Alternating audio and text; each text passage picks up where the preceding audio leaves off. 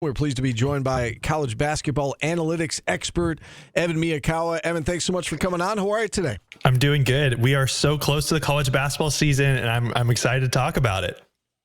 Yeah, we're excited to talk about it as well. Exhibition game number 2 for Syracuse tonight, and then they open it up for real on Monday against Lemoyne. Before we delve into the SU roster and your metrics as it relates to Syracuse, can you kind of give us a brief overview of what goes into your metrics and your system? And did you make any tweaks from last year to this year in terms of how you go about doing things? Yeah, so if you're unfamiliar, I have a website, evanmia.com, that has a bunch of college basketball analytics that are used by coaches and people in the media for analyzing the sport at the team level, at the player level, at the lineup level. It's really all there. And a lot of what I do really does start at the player level, where basically I'm trying to evaluate how valuable or impactful is every single player to their team on offense and defense. And there's a lot of things that go into that: individual box scores, some previous history of how they played in previous years, or if they're coming from high school, how they impact their team's performance on the court in terms of points scored and points conceded. All that stuff kind of goes in. And this offseason, I think, more than ever, it was a challenge because of how many players we have changing teams. The transfer portal is as wild as ever. And so continuing to make my player evaluations, especially for players who are changing teams, more accurate becomes essential. And another thing, too, I had to look at a lot this offseason that I made some changes to is how to handle all of these teams with new coaches. We've had more coaching turnover than ever.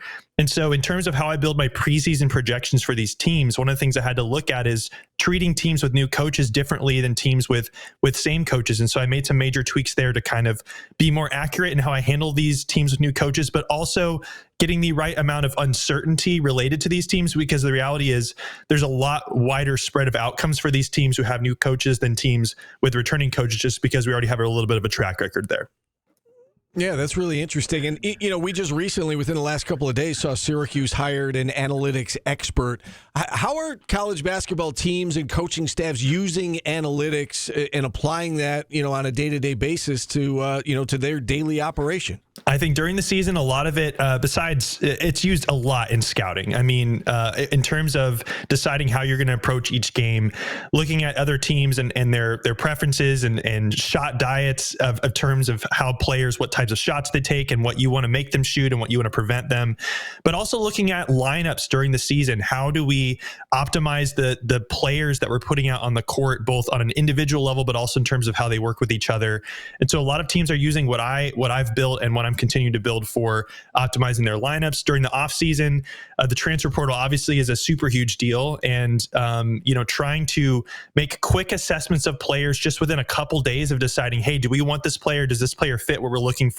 Analytics is super helpful with kind of not necessarily identifying right away the exact player that you want, but saying, hey, we can filter these players out because they don't really meet our criteria, and we can focus on these other players, and that can help you move a lot quicker in terms of deciding who your targets are.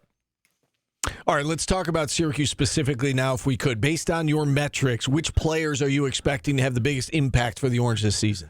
Yeah, the player I'm the highest on for Syracuse in terms of my player evaluation metric, Bayesian performance rating, which basically looks at what is your overall value to your team on a per possession basis. The player I have a little bit above everyone else on the team is incoming transfer Eddie Lampkin from Colorado. I have him ranked number 1 in the preseason. I had him really evaluated super high in my transfer portal projections this offseason. He was a 4-star transfer, ranked 58th overall amongst almost 2,000 players in the portal in terms of available transfers this offseason, according to my analytics. I mean, his best attribute is rebounding for sure, particularly on the offensive boards. I have him as an A grade in offensive boards in terms of his projection for this season. That's top 2% in the entire country. He's really good around the rim as well. And for a big man, he's also a pretty good passer. And so he's always been a player who has brought a lot to the table, both in terms of his individual contributions, but also just how he elevates his team's performance on the floor. So he's the player that I am the most high on in terms of my models in the preseason. And then there's kind of a group of 5 right behind him: Carlos, Freeman, Starling, Chris Bell, and Davis, who are all kind of the next tier behind Eddie Lampkin there. You mentioned Donnie Freeman, and I don't need to tell SU fans this, but he's the the highest ranked recruit to come to Syracuse since Carmelo Anthony, and expectations are very high for him. How do you handle assessing incoming freshmen. How do you kind of arrive at those numbers, and how do you, I guess, project how those numbers are going to translate against better competition once like ACC play starts? Yeah, freshmen are tough because we don't have any previous data to go on in college in terms of how they're going to be, and even how they're ranked in the recruiting services doesn't necessarily exactly match how they're going to be in college, because a lot of them are more looking towards the future, your NBA potential, right? So for me, what I go off of basically is still ultimately the best, most predictive measure of how a freshman's going to do in college is kind of how they're viewed by the recruiting services. And so I'll look at a guy like Donnie Freeman, basically, who ranked 15th, for example, in the country on 247 in terms of incoming freshmen. And I'll basically look at other players who have kind of a similar profile coming out of high school in previous years, ranked around that area in terms of the national recruiting rankings, and see how they actually performed their freshman year, and then kind of base his projection off of how similar players with a kind of a similar position have fared. And a lot of times what you'll see is people are a little surprised by how that I don't have freshmen ranked higher in the country. And ultimately that's because there's so much hype around these incoming freshmen, and you're always going to have several freshmen each year who are really, really good. But there are also lots of really good freshmen, even top 10, top 5 freshmen who kind of are a little bit or very underwhelming in college, specifically in their freshman year. And we just don't know who these hits and misses are. So when you sort of take the average of all these outcomes, I have Freeman ranked 3rd on Syracuse's roster. And again, that's pretty good compared to other freshmen, but his overall national rank is probably a little bit lower than people will expect. But that's kind of the same across a lot of freshmen, because there's just so much uncertainty about how these guys actually are going to perform in their first year in college. Can you give us an idea of where like Cooper Flagg would land in your national rankings, from Duke?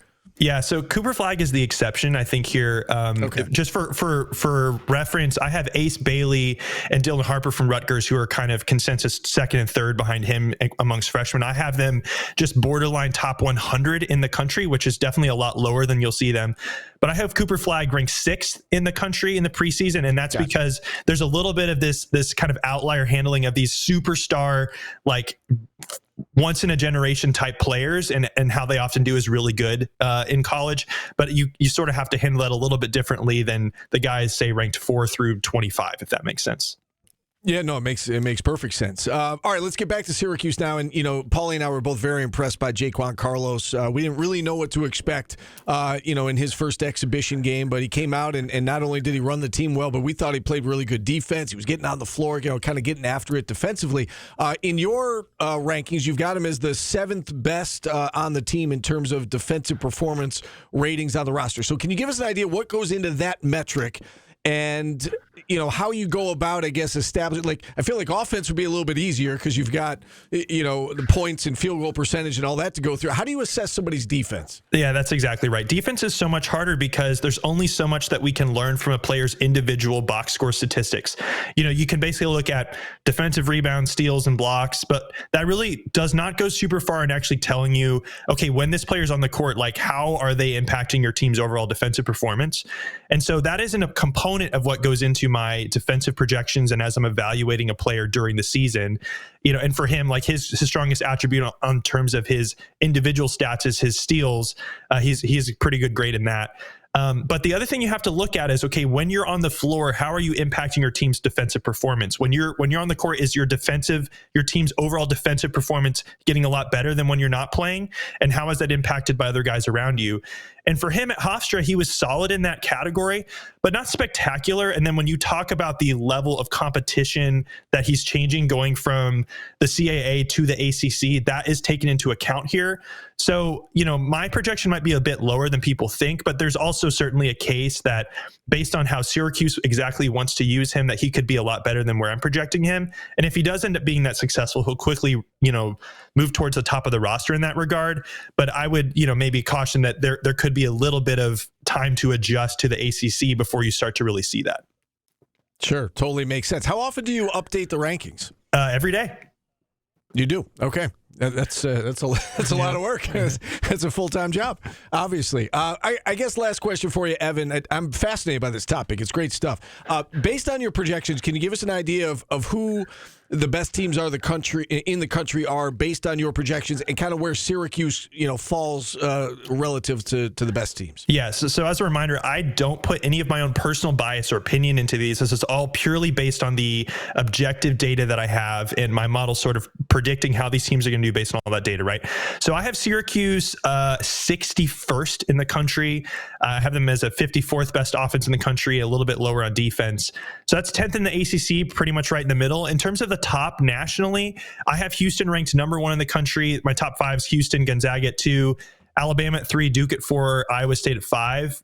Houston, in terms of, if you're just basing this purely based on data in terms of the individual players that they have and their team success and Kelvin Sampson's track record, I mean, he's basically lost his best player every single year for the last several years, and it doesn't really seem to matter. He still finishes as a top 5 team in terms of the metrics, no matter what. His defense is really stellar, so I think they're open, close, shut door case for them being number 1. Gonzaga have projected to have the best offense in the country. They bring a lot of important players back. You'll notice for a lot of these teams that bringing key players back is big. Alabama is one of these. They have Mark Sears coming back, who's one of the players in contention for National Player of the Year.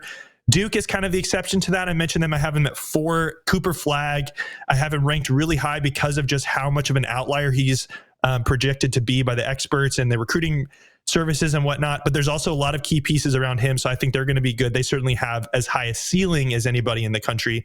And then Iowa State at 5. Again, a really, really good defense that they're bringing back. And Taman Lipsey, their point guard, is very underrated according to sort of his overall game. He's a really great playmaker. He's a fantastic defender. So I think they're going to be really good as well. All right, Evan, great stuff. Remind our listeners and our viewers where they can find you. EvanMia.com is where you can find all the main stuff. I've got links to my other social media pages. I do a lot of stuff on Twitter, X, but there's also other places you can find me too. But the main place is EvanMia.com. That's your main source for everything. All right, really impressive stuff. We appreciate you coming on. Hopefully we can talk again as the college basketball season progresses. Thanks for coming on. Absolutely. All right, Evan Miyakawa joining us here on the show. We'll